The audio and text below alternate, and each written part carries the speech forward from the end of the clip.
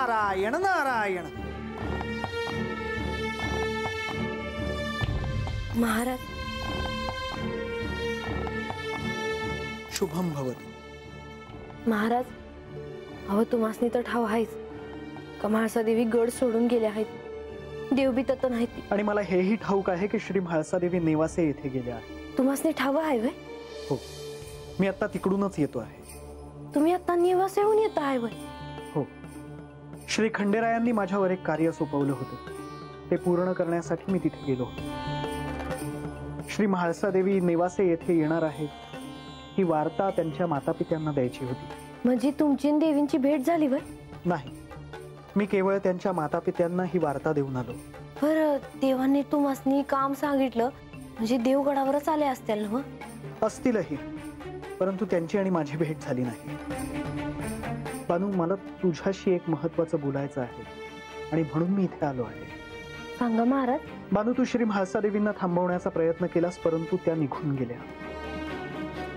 परंतु मला असं वाटतं की तू याबद्दल श्री खंडेरायांशी बोलावंस। म्या? होय, मला तुझी काळजी वाटते आहे बानू। इथे काय घडते आहे हे मला ठाऊकच आहे आणि नेवासेला जाऊन आल्यामुळे श्री म्हाळसा देवींच्या आई वडिलांची ही चिंता मला जाणवत आहे। पर म्या देवासनी काय सांगणार? श्री म्हाळसा देवींना पुन्हा जेजुरीत बोलवावं, त्यांना इथे घेऊन यावं असा आग्रह तू श्री खंडेरायांकडे धर। हे काय सांगतायसा महाराज? होय बानू, कारण श्री म्हाळसा देवी जेजुरीत पुन्हा येणं अत्यंत आवश्यक आहे। त्यांनी देवांचं नाही ऐकलं, माझं बी नाही ऐकलं त्यांनी। मग आता बानू, तू हा आग्रह धरणं अत्यंत आवश्यक आहे। तू हे त्यांना सांगावंस। श्री म्हाळसा देवी जेजुरीत परत आल्या नाहीत तर लोक त्यासाठी तुला दोषी ठरवतील। तू हे पाऊल उचलणं अत्यंत आवश्यक आहे बानू। म्या जाईन गडावर आणि म्या देवासनी भेटून हे सांगेन। नारायण नारायण। हे बघ, जे काही आहे ते मला कळायलाच हवं। आई, मी सांगते काय झालं ते। सांग, ऐकायचं आहे मला। मी जेजुरी सोडून कायमस्वरूपी इकडे आले आहे। मी पुन्हा तिकडे जाणार नाही। म्हणजे तू पुन्हा जेजुरीला जाणार नाहीस? असं अगं हे काय बोलतेस तू? मी सत्य तेच बोलते आहे बाबा। असा कसा निर्णय घेतेस तू? अगं असं काय झालं? मला आता त्याविषयी काही बोलायचं नाही। एवढी मोठी गोष्ट झाली आणि तू म्हणते की बोलायचं नाही? हा काय पोरखेळ आहे? मायानंदा, सावकाश, थोडं शांततेने घ्या। ते मला जमणार नाही। इथे आभाळ कोसळला आणि तुम्ही म्हणता शांततेने घेऊ?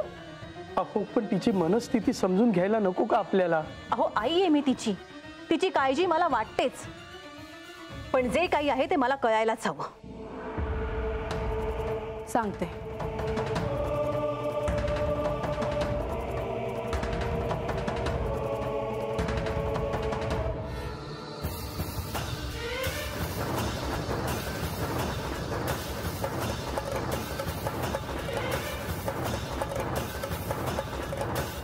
मी सांगितलं तिला की हा जेजुरी गड आणि हा वाडा सोडून जायचं नाही म्हणून।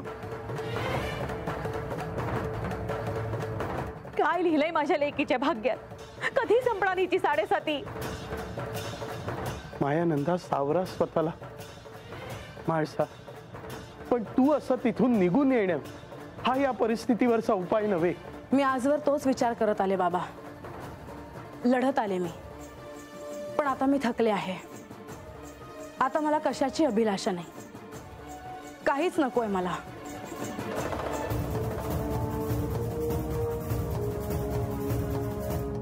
म्हाळसा, अगं असं म्हणून कसं चालेल? संपूर्ण आयुष्य पडले तुझ्या समोर, आम्ही किती दिवस पुरणार आहोत? सगळा संसार सोडून आलीस? माझ्या समोर दुसरा कोणताही पर्याय नव्हता। खरं तर मी इकडे येणार नव्हते। अगं असं काय म्हणतेस म्हाळसा? म्हणजे तू आम्हाला सोडून कुठे जाणार होतीस? हे योग्य नव्हे म्हाळसा, आणि असा विचार का करतेस तू? तू अशी वनात एकांतात कुठे जाणार होतीस? आणि आम्ही काय केलं असतं म्हाळसा? तरी बरं की वाटेत ते ऋषी भेटले, त्यांनीच आम्हाला इथे नेवासेला आणून सोडलं, नाहीतर काय आम्ही इथे येऊ शकलो नसतो। काय करावं माळसा आम्ही? असं कसं वागतेस तू? ते काही नाही, श्री खंडेरायांना निरोप पाठवा आणि इथे बोलावून घ्या. अहो पण आपण काय बोलणार त्यांना? मी बोलेन तुम्हाला सुचत नसेल तर. त्या बानूचा सोक्ष मोक्ष लागायलाच हवा.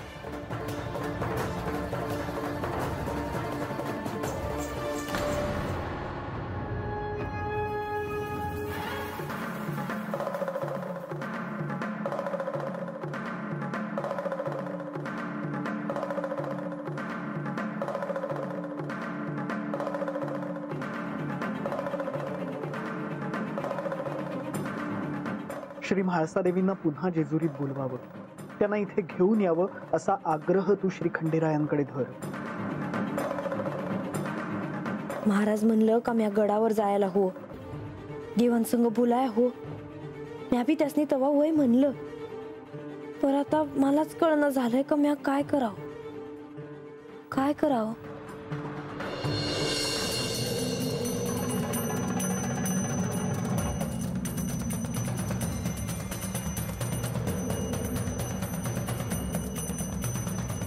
बानू, रंग्या गंगी तुम्ही आला वय? नाही पर तू कंच्या विचारत आहेस एवढी? नाही म्हणजे आम्ही आल्याचं तुझ्या ध्यानात बी आलं नाही म्हणून विचारलं. ते काय नाही. मस्त तरी काय कळतं का नाही? अगोदरच त्या काळजीमध्ये आहे ती, त्यासनी जे वाटतं त्या सांगते ती आपल्याला. हा हीच म्हणते मी. काळजी करण्यासारखं काय नाही ना? म्हणजे तुम्ही यांच्याकडे लक्ष नका देऊ. तुम्हाला नसेल सांगायचं तर राहू द्या जी. अगं तसं नाही. महाराज आले होते. महाराज? वय ते म्हणले का देवासनी जाऊन भेट. आणि ते कशा पाय? नाही म्हणजे तुला देवासनी भेटायचं म्हटल्यावर वर गडावर जावं लागेल. वय ते म्हणले का म्हाळसाताईंनी जेजुरीत माघारी यायला हो, आणि ते म्या त्यासनी सांगावं. अरे म्हाळसाताई माझ्या पायी गड सोडून गेल्या असं लोक म्हणायला लागली तर म्या काय करावं? हा म्या म्हणलं होतं का नाही? बरं मग तू काय विचार केलाय? म्या त्यासनी वय म्हणलं. आता मलाच कळणं झालं आहे काय करावं म्या. एक तू लय काय विचार करू नकोस. हा तू गडाव जा, देवासनी भेट. आणि माझं या काय ऐकशील का? काय? तू आता आशीनगर राहत जाऊस आहे का नाही? म्हणजे देवा मर तू आशीनगर जाऊस. म्हणजे? अगं म्हणजे काय म्हणजे तू देवांची बायको आहेस. आता तरी वस्ती उली कापड नको घालूस. नाही. अगं पर माझं ऐक तर जरा. नाही म्हणलं नव. तुम्हाला खरं सांगू का, मला आता त्याचं काय बी वाटणं झालंय बघ. कशा पण एवढं समजा दागिनं घालायचं, एवढ्या भरजरी साड्या नेसायच्या, काय बी नको. मी आहे तशीच बरी आहे. अगं बानू असं कसं म्हणतेस? हा खंडेरायांची बायको आहेस तू. हा बानाई आहेस. मला सांग, देवा मोर जर तू अशी गेलीस तर त्यासनी काय वाटेल ह्याचा विचार केलायस? हे सांगते ती ते खरं आहे बघा. तुमच्याकडं असं नाही बघवतजी. तुम्ही असं देवांमोर नका जाऊजी. देवांची बायको, अंगावर दागिने घातलेली, चांगली कापडं, साड्या नेसलेली, तुम्ही तसंच राहावाजी. देवासने बी बरं वाटेल. बघू. बानू, ए बानू.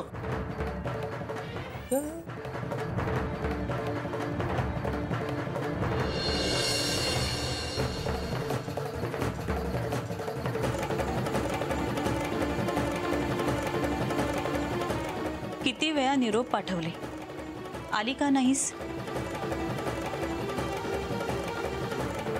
अगं काय म्हणते मी, जेवायला का नाही आलीस म्हाळसा? मला भूक नाही. असं करून कसं चालेल? उपवास करून काही सारे प्रश्न मिटणार आहेत का? पण माझी इच्छाच नाही आई. काय अवस्था करून ठेवली आहे माझ्या लेकीची. तळ हाताच्या फोडाप्रमाणे आम्ही जपलं, पण काय हाल केलेत तुझे. प्राक्तन आहे आई, त्याला कोण काय करणार. आयुष्यात सगळं मिळेल, धन, कीर्ती, यश. मलाच बघ, सगळं आहे माझ्याकडे, पण तरीही मी सुखी नाही. आयुष्यात प्रेम कधी मागून मिळू शकत नाही. ती सवत आली आणि तुझा आनंद हरवला बघ. ती आली, पण तिला आणलंही गेलं. याने जर तिला आणलं नसतं तर हे सगळं घडलंच नसतं. मला तर असं वाटायला लागलंय की या सगळ्यात तिची काही चूकच नाही. यांनी ठरवलं म्हणून हे सगळं घडलंय. हेच मी आधीपासून सांगत होते, पण माझं कोणी ऐकतच नाही. यांचंही आराध्य आणि तुझंही आराध्य. संसारात पती पत्नी नातं असायला हवं. अध्यात्म घरात नाही आलं तर थेट शेवटच्या खोलीपर्यंत गेलं आणि म्हणून हे सारं घडलं. संसार हा संसारासारखाच व्हायला हवा होता. तुम्ही दोघे इथे आहात, मी तिथे तुमची वाट बघत होतो. अहो, ही जेवायलाच येईना म्हणून मी इथे आले. असं करून कसं चालेल बाळा. मी उद्याच संदेश पाठवतो, होईल काहीतरी. काही होणार नाही बाबा. असं बोलू नकोस. तू जर अशी निराश झालीस तर भविष्यात पुढे कसं होणार. आयुष्य पडलंय माझं, ऐक. असा अन्नावर राग ठेवू नकोस. 2 घास खाऊन घे. आणि जर का आली नाहीस तर लहानपणी जसं खेचून घेऊन जायचो ना तसं खेचून घेऊन जाईल. चल. बरं, मी आलेच. मघापासून मी सांगत होते तर आली नाहीस, आणि बाबांनी सांगितल्यावर लगेच निघालीस. आई, चला. तुम्ही व्हा पुढे, मी आलेच. पण नक्की येशील ना? हो.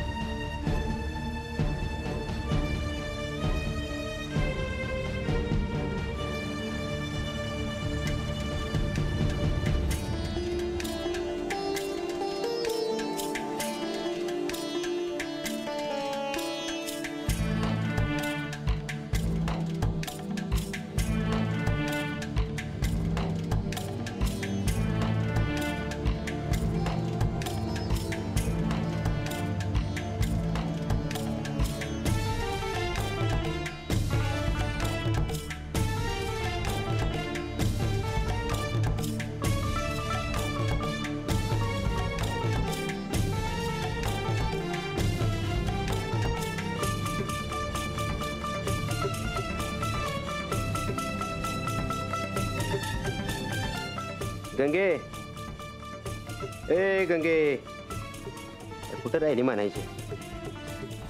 दिवा लावून झालं माझं. गंगे,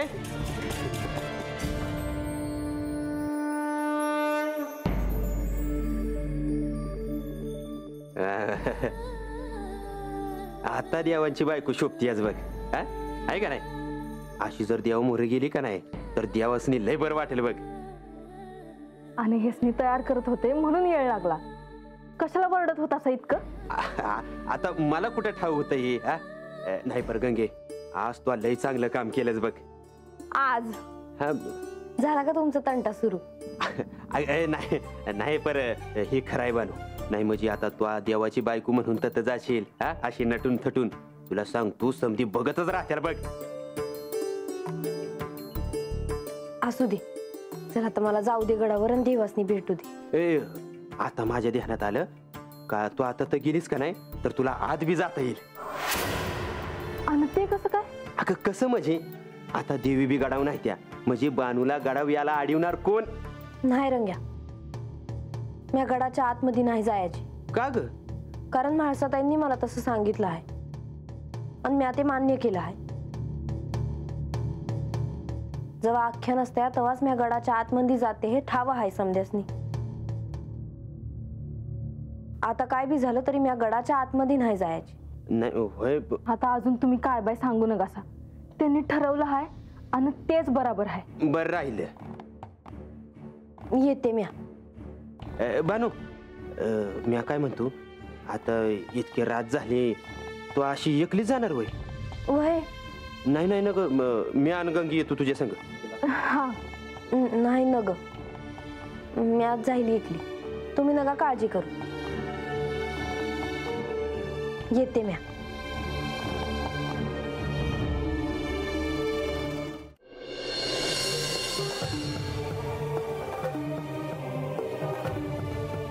देवा, श्री म्हाळसादेवी गडावरून गेल्याची वार्ता आता सर्वत्र पसरली आहे. गडावर, गावात, सर्वत्र. परंतु श्री म्हाळसादेवींनी पुन्हा जेजुरीत यावं असं आपल्या सर्व प्रजेला वाटतं.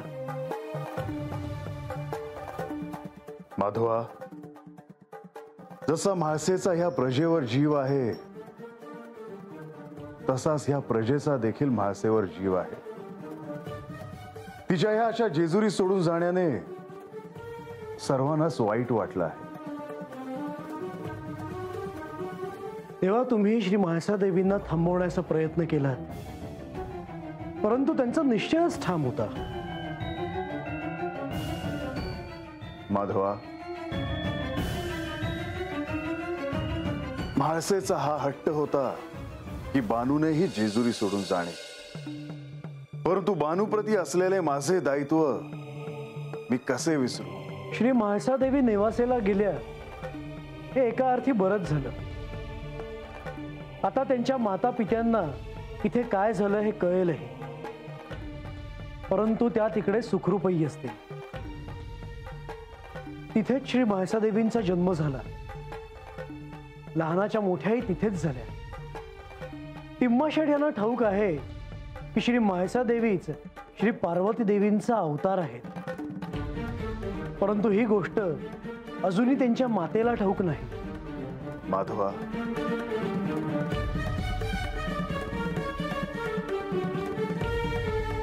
एक क्षण असा येईल की तिच्या मातोश्रींना देखील ह्याबद्दल कळेल,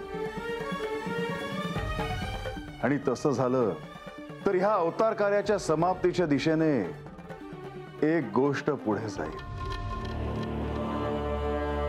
देवा,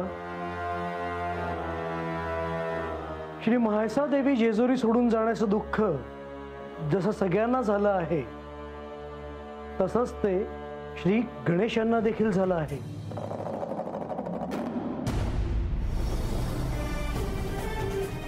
ह्या क्षणी काय परिस्थिती आहे हे त्यालाही ठाऊक आहे, परंतु त्याचा हट्ट, त्याचा राग मी समजू शकतो. श्री गणेश अस्वस्थ असणं हे स्वाभाविकच आहे. त्यांनाही श्री म्हाळसादेवींनी परत यावं असंच वाटतंय. सर्वांच्याच मनात हाच एकच विचार आहे. माधवा, आता ह्यापुढे काय घडणार आहे हे ह्या क्षणी सांगता येणे कठीण आहे, परंतु आता ह्यातून काहीतरी मार्ग काढावा लागणार हे मात्र स्पष्ट दिसत आहे.